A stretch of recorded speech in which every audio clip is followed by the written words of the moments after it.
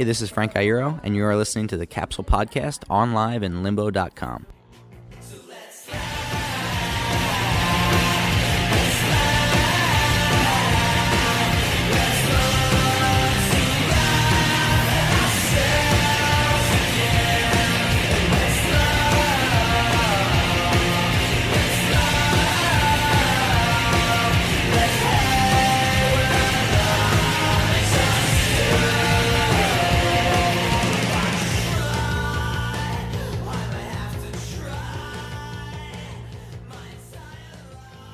This is Capsule on liveandlimbo.com. My name is Sean Chin, and this is an adventure into music, film, and pop culture. Returning to the show today is our social media and content editor, Katrina. How's it going? Pretty good. How's it going with you? I'm pretty good, and I think you're probably doing a lot better because last night on, February 25 on a Wednesday night, cold Wednesday night here in Toronto, you got to meet someone that you really like. And who is that? Frank Iero. And he's like doing a solo project now instead of what he's mainly known for, which is My Chemical Romance. So tell me a little bit about how you got into My Chemical Romance and why do you like Frank so much? They were one of the first bands I ever started listening to. It was mainly them, Good Charlotte, and Simple Plan, and those were like my hardcore 3 favorite bands. And for some reason, My Chemical Romance was the only one that like kind of stuck over the years. Frank, normally people like the lead singer a lot more, but Frank was always seemed like the cooler one. He had the nicest hair, the nicest makeup, and the best clothes, and his guitar skills are just so awesome. Well, I hope he knows that you think that.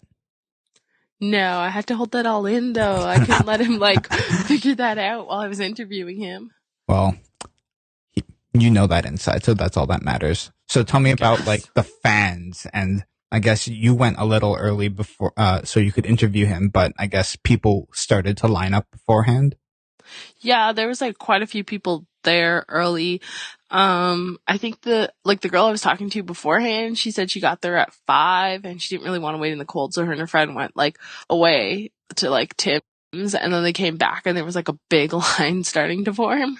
And were they pissed? That usually happens. Not really, because her friend didn't want to, and it wasn't like drastic. I think because it was like 19 plus, the line wasn't too bad. But like at Nick Jonas, that was a 19 plus show as well, and that line was just insane. They've been there since like noon, and it was raining, and they were just hanging out, waiting for doors to open. When was that Nick Jonas show? Like which month? I don't even remember. That was during the summer, last though. year. Yeah. Yeah, but it wasn't as bad. This for Frank, it was like minus 25 in Toronto. I know. I can guarantee that for Gerard Way's show in May, that it's going to be like a freaking long line all the way around. Totally. Where's that going to be at? The Danforth Music Hall. Okay, that's a significantly larger place, so. Yeah, but like the My Chemical Romance fan base is like hardcore, so that everyone's like broken off into their own thing. I feel like a lot of that overflow is just going to be curious to see what their new stuff sounds like. Is there are fans that break off and follow each one against each other, or do they like both or multiple people of the old band? I feel like a lot of them like most, or like they always support the new projects that come about. But are they against the other former members' solo project? Like, do they only follow one member?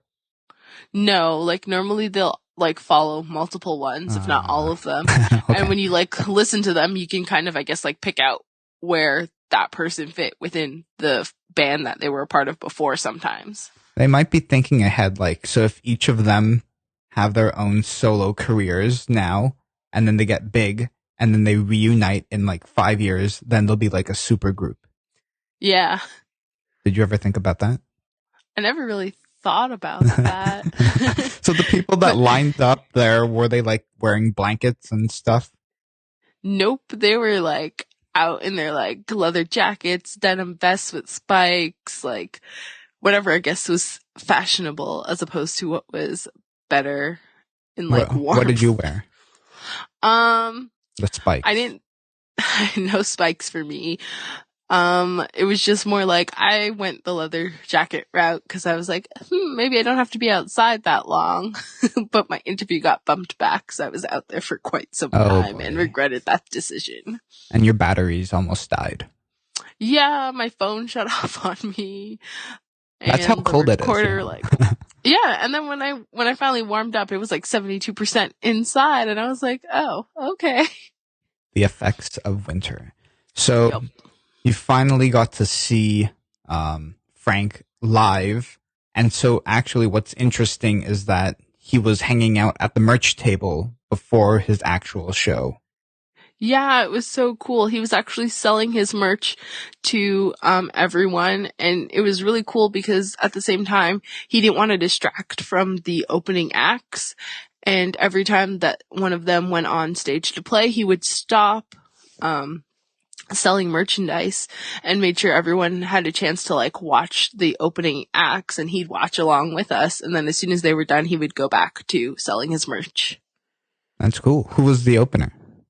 The Homeless Gospel Choir, and I think it was like Medic Chemistry. Were they good? Yeah, both of them were actually really good. He picked out two really good opening bands, and I tried to like pick up some of their merch too. Another thing that was really cool though was like I had an extra $5, so I was trying to tip it to Frank, but Frank wouldn't take it. He told me to take the $5 and go check out one of the other bands' merch and see if I could find something for $5 to help support the other ones as well. So I thought that was really nice. That's really cool. I didn't know you tip people there. Yeah, sometimes you tip them. Ah, that's really nice of him. He's super humble then. So yeah. I guess, okay, so after, first, was the crowd chaotic inside? No, not really. Actually, they kind of got more chaotic like when it was Frank's turn to go on stage, and everyone just like knew the song and they were like singing and jumping, and he even like went down into the crowd. It was really cool. So like everyone was really pumped for it. What's your favorite song by Frank's project? Waited is my favorite song, and it was also the one that he released a music video for, and it was so cool because he basically some kids like tried to bury him. They stole his corpse, buried him, and then he turned into a zombie, and then he started like fighting them. He stole one of the kids' intestines and he started playing jump rope with it. It was just insane. It's pretty cool to watch. Wow, that's pretty intense. We'll put that in the show notes. So the solo project itself is called Frank Iero and the Celebration, and I guess the Celebration is his band. Yeah. I read in an interview that he said it was just kind of like how they have like Joan Jett and the Heartbreakers. Like he wanted like his name and with like and something to represent the band. Yeah, that's pretty cool. Yeah. And so before you hit the record button, you talked about something that's very Canadian. What was that? Maple syrup. How did that start? Well, first it was the maple syrup. Well, like I gave him maple cookies, and it was just like he was telling me how the whole like back room, like random pockets smelled like maple syrup. And then we also got talking about how Canadian money smells like maple syrup. He said he hasn't smelt it yet, but he's heard that like it smells like maple. Have you tried it? I got a $5 bill with Sir Wilfrid Laurier. Yeah, I've smelt it. Like if you have a lot of them together sometimes, or like you get one like that's fresh out of the bank machine, it's like strongly smells like maple. That's so weird. I never knew that until you brought it up. That's like really strange. I know. And I guess it's like the clear pocket that smells like it. Yeah, I think that's like the final stage of the lamination of the bill. It's like maple syrup, water resistant, maybe. Probably, but like the government says it's not supposed to be like that. Nothing smells like maple. It's a secret, top Canadian secret. That's our Area 51. That's right. All right, so let's take a listen to your interview with Frank. Hey Hey guys, I'm here at the Hard Luck in downtown Toronto with Frank from Frank Iero and The Celebration. Some of you might know him from My Chemical Romance, but today he's here to talk to us about his brand new solo album, Stomach Aches. How's it going? It's going very well. Thank you, Katrina. You've done many projects before, such as like Leathermouth and Death Spells. Each of them had like a pretty unique sound. So what inspired you this time around to do this? I think every time I do a different project, it's a different animal. It just kind of whatever comes out at that moment. For this record and this project, it was very much like it was my way of healing myself. So I would go down into my home studio and just try to write songs and just try to be creative again. And whatever came out is what I put down. I wanted to make sure that I didn't mess with the songs. I just kind of wanted to channel them through my body, and so what inspired it, I don't know. I think I drew upon a lot of things from my early childhood, maybe like growing up and stuff, but I guess just the state of mind I was in at that time is whatever came out. That's awesome. It's weird because like we know that you're pretty like you keep your personal life very private, and then you also have a public like side that you show. So is it hard to I guess like let people in a little bit more with this one? Yeah, well, in the writing process, it wasn't difficult because I honestly didn't ever expect to release it. It was kind of just for me. So, I just wrote whatever I wanted to write. And then when it came time, a friend of mine, Matt Galley, who's been my booking agent for forever, basically, asked me what I'd been up to. I played him some of the stuff, and he convinced me to play it for other people, and then we decided to put out a record. That's when it started to get a little bit difficult, and I could either have gone back and changed things or just let it go, and I decided to be as honest as possible because I felt like if you change it, then what's the point, So Stomach Aches was released in September. How has the fan response been so far towards it? It's been overwhelming. Honestly, I didn't know what to expect. I think when you make something, just for yourself in your basement, literally, and then it gets put out into the world, you have no expectation for it. Because for me, I was done. Like creating it and finishing it. That was it. I didn't even plan on anything else. So all of this is just kind of icing on the cake, and it's kind of amazing. I mean, now we're in Toronto, playing to a bunch of kids that have heard the record, and somehow it's spoken to them, and that's pretty rad. I don't know. Did you feel that there might have been any pressure to like fit some kind of mold after like being the first one to release like your solo work from after the MCR breakup? Maybe if I had planned on doing a solo record, making like releasing it, maybe I probably would have. But because of the situation that this came out of, I never really thought about that.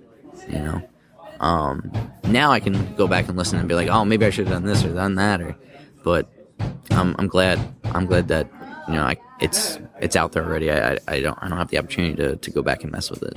It's good, and then you also get inspired to do like more stuff for like the next time around. Exactly. I think that's the thing too. Is like people sometimes will ask you, did you what should people expect, or did you feel the need to do anything that was like kind of like your past projects? And I think that's a weird thing because my past bands, whether it be Leathermouth or My Chem or Death Spells, like those were specific to the people involved and the times that they were created. So even if I tried my best to redo that and like make something as similar as possible, it still would be different. Something else very cool that you did is you recorded a song with your daughters called BFF. How did that collaboration come about? That came about because I was going downstairs and writing and just doing things just to kind of get my mind off of how I felt, and they would ask like what's in the studio, like what's in your office, and I would try to explain it to them, and so I decided that the best way to do that was to just show them. And my daughter Lily had come up with this song which is the chorus for the song, and she would sing it sometimes when her sister or brother would get mad at her. So we just kind of went down to the studio. I made some chords around it, and we did a song together. That's great. They must have had a blast like doing that, because you also did the video too. Yeah, the video was that was filmed over a couple of days, because they would be really into it for about 5 minutes, and then they just didn't want to do it anymore. You know what I mean? So I was like, we don't have to do this. Like, and they'd be like, no, we want to. And then in 2 seconds they'd be like, no, we don't want to do this anymore. So. Right, awesome. And just to wrap it up, where can fans find you on social media if they're looking for you? They can, our website is www.frank-iero.com. I have a Twitter account that's just Frank Iero, at Frank Iero. And then I have an Instagram that's at Frank Iero Must Die. And then I think there's a Facebook page, but I don't know how to work Facebook, so I don't do the Facebook thing. So Awesome. Thank you so much for your time. My pleasure. Thank you. Thank you. And we're back. So you brought him gifts. What did you surprise him with? A lot of Canadian treats. There was ketchup Doritos, the maple cookies, some Dare fruit snacks, and some black and white Kit Kat, which was special for Chinese New Year's. Was he surprised by all this food? Yeah, he seemed pretty surprised, and he was really nice about it. He said they'd enjoy it later. That's awesome. So he's like a humble guy. So I guess one thing from your interview that I liked was that he collaborated with his daughter on a song. That's pretty cool. Yeah, it's pretty awesome. I also heard that like when you purchase it off iTunes, it's also partnered with like, I guess like another program. So the money made from that song actually goes into like college funds for his kids. So it's like cool. They like just wanted to play around with, I guess, like seeing what their dad was doing in his basement. And then it turned into like a complete song that they're actually making money from. Like his kids are making their own money. It's cool. Wow. So it's like they're making their own college tuition. That's like child labor. More fun than child labor, right? Yeah, that's right. They're willingly wanting to do it. That's cool. So what did you think of him as a person? So like you've listened to his music, you knew him from the past, and you watch his music videos, but after interviewing him in person, in the flesh, what do you think of him? Oh my God, he totally exceeded all the expectations that I've ever had. Like, you know how they say that it's like better if you don't meet the people that you've admired for like a really long time, because they might not meet your expectations, and they might not be nice and whatever. No, he was like the nicest guy ever. And when his manager like brought me to him, he actually introduced himself to me, and it was just really great. He was so nice. I wish I had more time to talk to him. So hopefully we can get him again in the future. Oh, absolutely. Yes, we totally will. And so one thing that you did that surprised me kind of was you took some time and you got lyrics written down. You got him to write lyrics.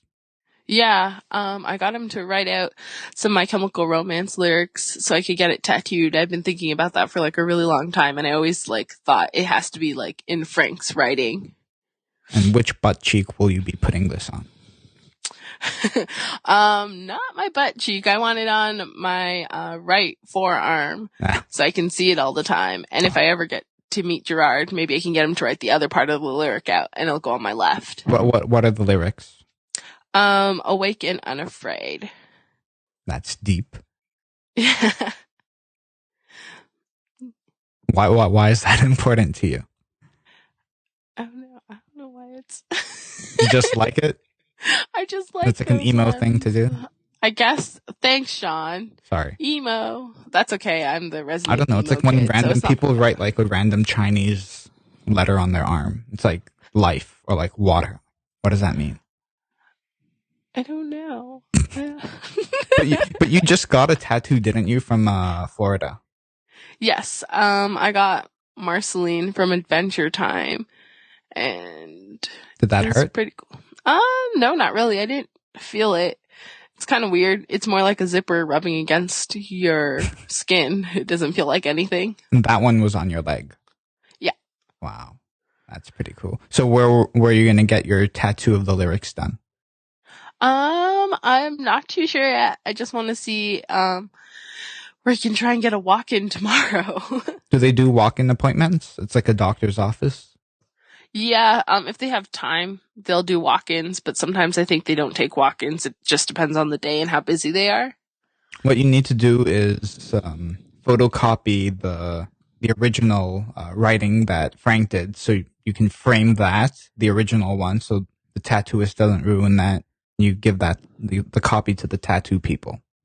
Yeah, that's a good idea. It's like actually on some like limited edition vinyl too, so I'm like, I don't really know if I want to do that because I want to still be able to play it. But I guess if you like frame it, you can always take it down to play it when you want to.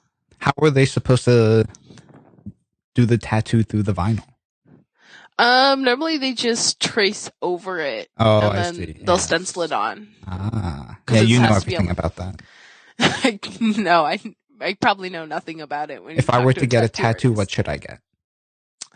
I feel like you should get a tiger. That's like racist. What? How is that racist? I don't know. Like, okay. I'm Asian too.